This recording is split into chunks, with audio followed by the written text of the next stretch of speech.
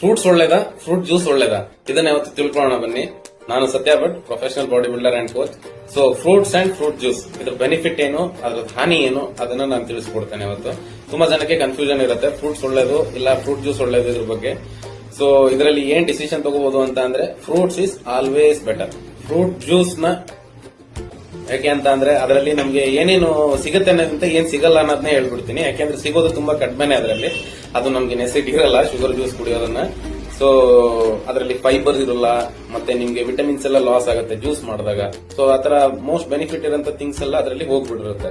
ಬರೀ ನಮ್ಗೆ ಜಾಸ್ತಿ ಫ್ರೂಕ್ಟೋಸ್ ಶುಗರ್ ಸಿಗ್ತಾ ಇರುತ್ತೆ. ಸೊ ಅದು ಅಷ್ಟು ಒಳ್ಳೇದಲ್ಲ ಒಂದೇ ಸತಿ ಅಷ್ಟು ಕ್ವಾಂಟಿಟಿಲಿ ಕುಡಿಯೋದು.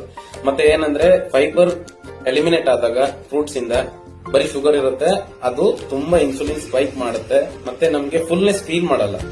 ನಾವು ಒಂದ್ ಜ್ಯೂಸ್ ಕುಡಿಬಹುದು, 2 ಜ್ಯೂಸ್ ಕುಡಿಬಹುದು, ಬಟ್ ಅದು 2 ಜ್ಯೂಸ್ ಆಗಿರಲ್ಲ. ಅದರಲ್ಲಿ 7 ರಿಂದ 8 ಫ್ರೂಟ್ಸ್ ನ ಹಾಕ್ಬೇಕಾಗುತ್ತೆ. ಆರೆಂಜ್ ಜ್ಯೂಸ್ ನ 1 ಇಲ್ಲ 2 ಆರೆಂಜ್ ತಿನ್ಬಹುದು, ಅದಕ್ಕಿಂತ ಜಾಸ್ತಿ ತಿನ್ನೋಕ್ಕಾಗಲ್ಲ. ಬಟ್ ಜ್ಯೂಸ್ ಅಲ್ಲಿ ಅಷ್ಟು ಒಂದೇ ಸತಿಗೆ ಬಾಡಿಗೆ ಹೋಗುತ್ತೆ, ಅದು ಒಳ್ಳೇದಲ್ಲ. ಅದು it leads to some issues like ಇವಾಗ non alcoholic fatty liver disease ಈ ತರದೆಲ್ಲ ಇರುತ್ತೆ ಅಲ್ವಾ. ಅದಕ್ಕೆ ಮೇನ್ ರೀಸನ್ ಈ ತರ ಫ್ರೂಟ್ ಜ್ಯೂಸ್ ಕುಡಿಯೋದು, ಆ ತರ ಹ್ಯಾಬಿಟ್ಸ್ ಇಟ್ಕೊಂಡಿರ್ತಾರೆ.